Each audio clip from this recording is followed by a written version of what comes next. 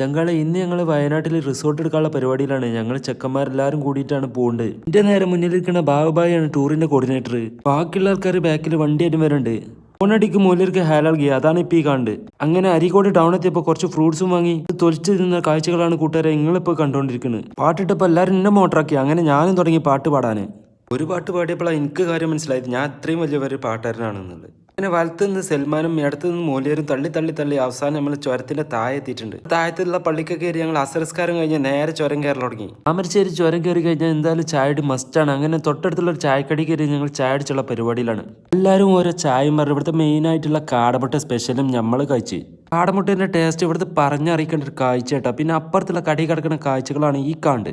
അങ്ങനെ ചുരത്തിന്റെ വ്യൂ പോയിന്റിന് മേലെ എത്തിയിട്ടുണ്ട്. ഇവിടുത്തെ കാഴ്ചകളാണ് നിങ്ങളിപ്പോൾ കണ്ടുകൊണ്ടിരിക്കുന്നത്. അങ്ങനെ ചുരത്തുമ്പത്തെ കാഴ്ചകളൊക്കെ കണ്ട് ഞങ്ങൾ നേരെ റിസോർട്ടുകളിലെ വെച്ച് പിടിച്ച് അവസാനം ഞങ്ങൾ ഇവിടെ എത്തിയിട്ടുണ്ട്. ഇതാണ് നമ്മൾ പറഞ്ഞ റിസോർട്ട്. അപ്പൊ ബാക്കി നമുക്ക് അടുത്ത വീഡിയോയിൽ കാണാം.